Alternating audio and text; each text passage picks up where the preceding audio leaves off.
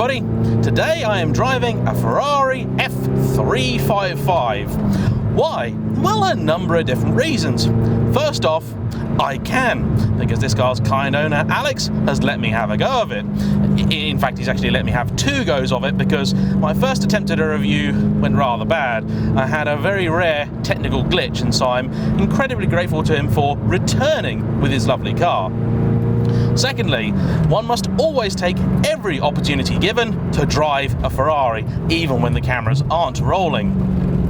Thirdly, now I own the 550 and I've always idolised the 355, it seems a good opportunity to explore and experience how this car differs from that. If things have gone to plan, this video will also be released as part of a week celebrating the glorious Ferrari V8. And finally, Jeremy Clarkson, in his 1996 video, Clarkson Unleashed on Cars, called this the greatest car in the world ever. That's a fairly serious praise heaped on the car. Now, he actually changed his own mind a couple of years later and relented and said that the E-Type was in fact better, and I believe at some points he even said the Porsche 911 Turbo was better. Traitor. 26 years, believe it or not, after this car's release, I am once again going to ask that question, because time is a cruel and unusual mistress. Sometimes she can be extremely kind, other times less so. So let's recap what's big and important about the 355. Well, it was the car that famously Luca de Montezemolo introduced to fix all of the many problems that he and others saw with the 348. The 348 itself is a very odd car, and hopefully by the time you see this, I will have actually driven one. But it's pretty fair to say that even in period, people weren't really in love with it. Strange though, because actually, if you look at it, you realise that actually styling-wise, the 348 and this are indeed very closely related. The big change was the introduction of a 5th valve, that's 3 inlet, 2 exhaust on this car, bringing the power from 300 horses up to a claimed 380 at a stratospheric 8,500 RPM. In fact, fuel cut-off in a 355 doesn't occur until just shy of 9,000.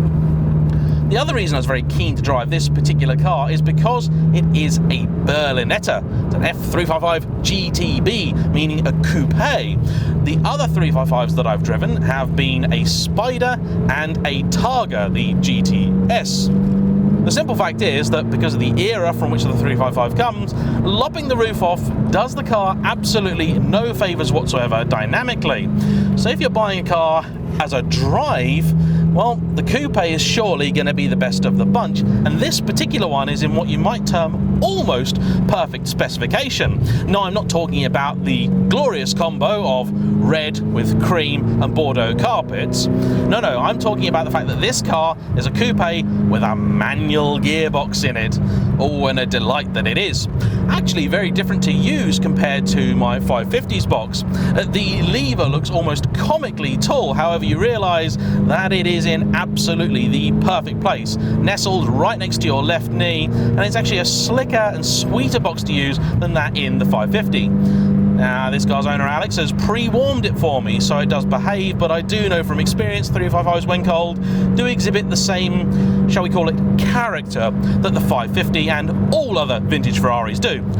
What do I mean by that? Well, when the car is cold, don't try and find second gear. If you absolutely have to, double declutch, but it takes about 10 or 15 minutes at least to arrive to the party. Second is the artist of the gearbox. It's always fashionably late.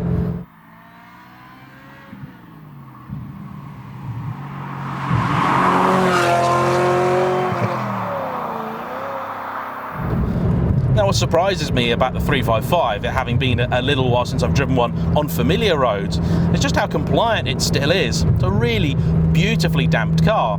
It's also equipped with electronically controlled dampers. You've got a normal and a sport mode. Changing between normal and sport will alter the parameters that the computer uses to set how firm the dampers are going to be. All very trick for the mid-90s, although as people have pointed out in a previous 355 review, Ferrari were certainly not the first to do this. But even still, it's very nice, and yes, those bits can occasionally go wrong, but overall the 355 is a very nice car, just a poodle about him. It's not really a pootly car, and we'll give it some beans in a minute, but before we do, I think a little bit more housekeeping. What if you're thinking of buying one of these? Should you? How quickly is it going to bankrupt you? How many of your children will you have to sell in order to be able to pay for the repair bills? The 355, for some apparent reason, has become the poster child for the idea of Ferraris as being ridiculously unreasonable and expensive to maintain. And I've absolutely no doubt whatsoever that it's very possible for a car like this to throw you, if it fancies, a 5-figure repair bill. But that really shouldn't be seen as the norm. Now, they are definitely expensive to maintain, but even things like that famous engine-out cam belt service aren't really as bad as people say. Now, you'll get different opinions as to how often that service has to be carried out. The general consensus is anywhere between 3 and 5 years. However, even if you want to take this car to a main dealer, it really isn't going to be that bad. Now, granted, what do I mean by not that bad? Well, I asked my friends at Meridian Modena, a main Ferrari dealer, and a full major service, including cam belts, so not just a belt, is £2,700 with them. Now, it can be quite a bit cheaper with an independent, but that'll depend on whether you want them to take the engine out, or there are a few other ways of doing it. You can take the fuel tank out, being the most popular.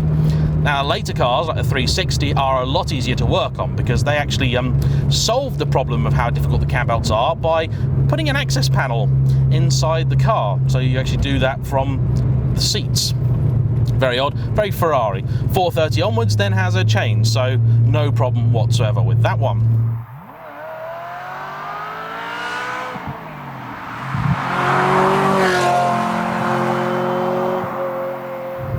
There will be small niggly things that will go wrong with one of these cars, and the odd bits will be unreasonably expensive. Don't break the wing mirror off a 355, you really don't want to know how much that's going to be, but in all fairness, there are plenty of other classic cars which aren't Ferraris that can also have very difficult and expensive parts. Now, a lot of people that don't like these models will try and talk about them as though there's some sort of Fiat parts bin. The truth is that actually pretty little in these cars is sourced from elsewhere. The indicator stalks are not bespoke to Ferrari. The fact is you can barely see them. I mentioned earlier that this car is nearly the perfect specification. You might think that a manual coupe 355 is pretty much the Angel Gabriel's own personal transport. However, this car is a later model, and there are a couple of ways you can tell those. First off, this nasty, ugly, huge airbag steering wheel, which is just actually not too bad to hold, but just god-awful to look at. The earlier airbag-free wheels are just infinitely nicer. You can also tell from looking at the engine bay that these are a later car. The big change for later 355s was the fitment of OBD2, the modern sort of diagnostic system that you'll probably be familiar with because if you drive a modern car, you'll still have it. And that meant that Ferrari had to change the engine management system from Motex 2.7 to the 5.2, which you'll find in other cars like my 550. The easy way to tell these later cars is not just the airbag wheel, but in the engine bay, because rather than having two entirely separate air paths, they kind of join in the middle for the later cars. The rumours always were that the later cars weren't quite as powerful or didn't rev quite as happily, and if you put an aftermarket exhaust on them, they're not always the happiest. Now, this car does actually have an aftermarket exhaust on it, and it is doing some strange things to this car. Idle, it doesn't sound entirely right, and when I try and blip the throttle to rev match, it's not behaving as it really should. That being said though, it does sound utterly glorious. And let's be honest here, a Ferrari is not for poodling about in and posing, or at least that's not what it should be about. A Ferrari is about the drive. Or at the very least, if you're on this channel, I'm pretty sure you agree with that sentiment. So how does the 355 GTB really drive? Let's check, shall we?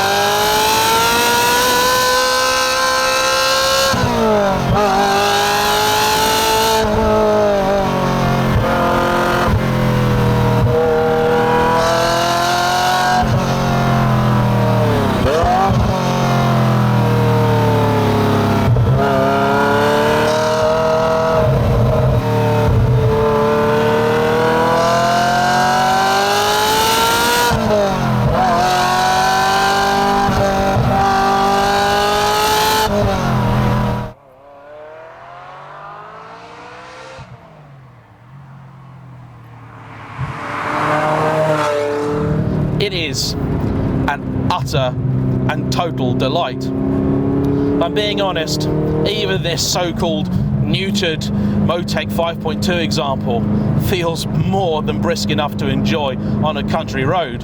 The gears are short enough that you can work through first, second, and some of third and still be doing sensible, if not entirely legal speeds. The damping is so well suited and it lacks the refinement of some later systems, but my life, it flows down a road like this so well. Now the view out the front might not be the prettiest because you can't really see an awful lot of bonnet, but it lets you place the car with absolute precision. The sound is majestic too. Perhaps one reason many people went for the GTS or the Spider was that you of course get a little bit more of that wailing flat plane crank V8 soundtrack.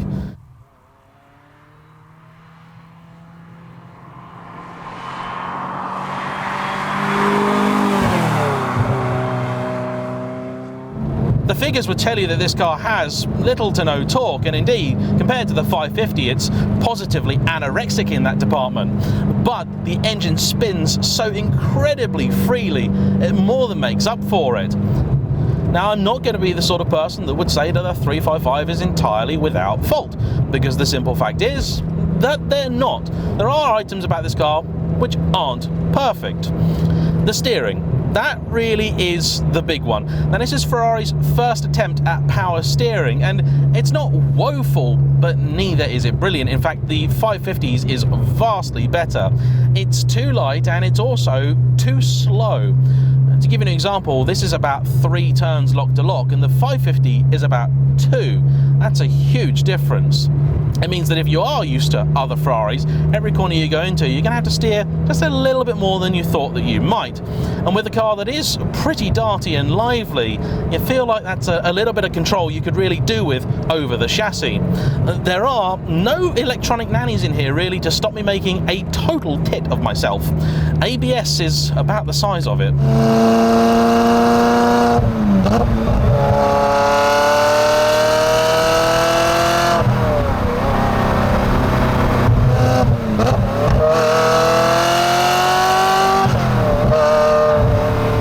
They are also exceptionally thirsty cars, 355s. Believe me, even if you're driving it in an absolutely saintly fashion, around about 20 to the gallon is probably the best you can possibly hope for. They've got a reasonably sized fuel tank, which means that you can do long journeys in them, and happily, there's a pretty decent amount of storage space in the car as well. That frunk is actually pretty good.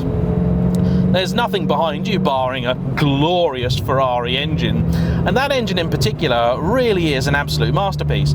I know that in the 360 and then the 360 Challenge Stradale it got a little bit more powerful still, yet those never sounded quite as good as in the 355. Not entirely sure why, that's just how it is.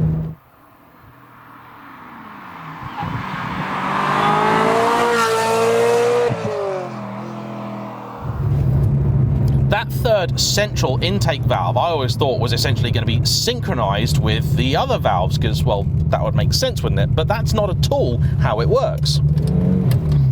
It is in fact slightly out of sync with the other two. Ferrari are very clever and trick with their air management, and that's one of the ways they could extract quite so much power out of this engine. I mean, let's be honest here, 380 horsepower from a naturally aspirated 3.5 litre, that'd be impressive now. In 1994, that must have seemed just unreal. The 550 has another 100 horsepower on top of this, but it takes another 2 litres and 4 cylinders to do it. The 550's lump is actually pretty lazy in comparison. Now you'll hear horror stories about engines in these cars going at no miles whatsoever and needing unbelievably expensive rebuilds, and I'm sure that may have happened and certain engines may have needed work doing to them. There are also a lot of cars out there which have just been sat, and people get very odd with these things because they expect someone to have had a car that they've not driven yet have serviced every single year on the dot regardless, and that is unlikely to happen. When buying a 355, if you really want to, what I'd recommend is finding a car with good mileage on it. For example, this one is on 45,000 and feels superb. It really does. It's not actually a difficult car to drive at all, and it's extraordinarily rewarding to pilot. However, that being said, it does not suffer fools. I would very gladly let any sensible 18 or 19-year-old out in something like a Audi R8 V10. I wouldn't really give it a second thought. If you knew they could handle themselves, fine. One of these? Not so much, because this will lure you in and make you think that you are invincible, but believe me, behind the wheel of a 355, you are not. They're excellent cars, they're hugely engaging and very fun, right up until the point where it all goes out of shape, and that can happen rather suddenly. I've known more than one 355 owner who was gone backwards into a hedge with the car, and they had absolutely no idea that it was coming, because right up until that point they were smiling and laughing. I mean, that never gets old.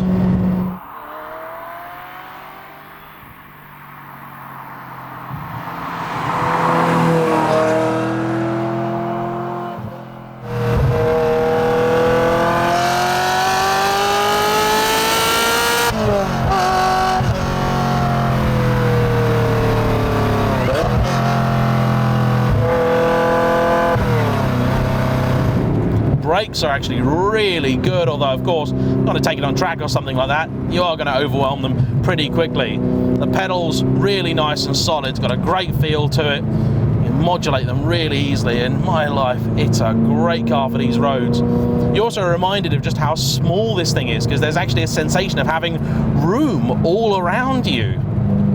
Now let's get back to that big old important question, shall we? Is this still the greatest car in the world ever? Now, how did Mr. Clarkson arrive at that? Well, his logic was that the greatest car in the world must be a Ferrari. And as the 355 was the greatest Ferrari at the time, this therefore was the greatest car in the world ever. Now, I'm not entirely convinced that that is still the case. However, because I grew up in the 1990s, it was always cars from that period which are the genuine dream cars for me. Sure, there's things that have come out later, Gallardo, Superleggera, stuff like that, which I've also held in very high regard. But the things which have really genuinely stuck with me have come from those formative years. Just as for many people there will never ever be a better Ferrari than the one that Thomas Magnum drove, so will it be the case that people just absolutely have to have a 355 or even perhaps a 360 or maybe a 458. I'm not going to judge. In fact, such is the power of the 355 that this isn't just Alex's first Ferrari, it's his first car. True story. He's the sort of person that lived in London and didn't really ever have need of a car. So he decided the first car that he bought was going to be one that he really wanted. Now that, I think, we can all admire. Now in many ways, in fact a lot of ways, the 550 is a better car than this. It's a bit better damped. It's more comfortable, yet possibly just as engaging to drive. However, these are Ferraris we're talking about. You can't measure them by normal metrics. That's just not quite how they work. Ferraris exist in an entirely different universe to everything else, and so they rightly should. Now, the modern Ferrari might be a car which is far more reliable, efficient, effective, and easy to drive than any of their 90s brethren could ever possibly imagine. But that really isn't what it's about. These cars came from that period when they were, by their very nature, imperfect beings. You lusted after them with a single-minded focus. You didn't care that they were a little bit wrong in certain ways, that perhaps bits of trim didn't fit quite right.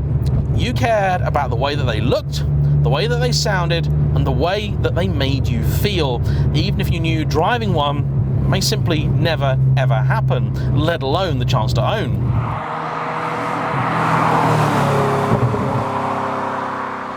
I absolutely love my 550 to pieces, do not get me wrong on that one. It's a beautiful motor car, and I've absolutely loved all of the miles, the many miles that I've put on it so far. However, to look at the 355 is a better car. to listen to the 355 is much better, and to drive, this does not disappoint. So it may not be the better car, but it is the better Ferrari. And so by my very own logic, if this is the most Ferrari of the best era of cars there have ever been, it probably still is the greatest car in the world ever. And if that remains the case, I'm quite happy, because this is sensational. Anyway, that's enough from me. Hope you've enjoyed today's video, and I hope you've enjoyed the rest of the week too. Please like, comment below, subscribe if you haven't already, and I'll see you all for the next one. Bye bye.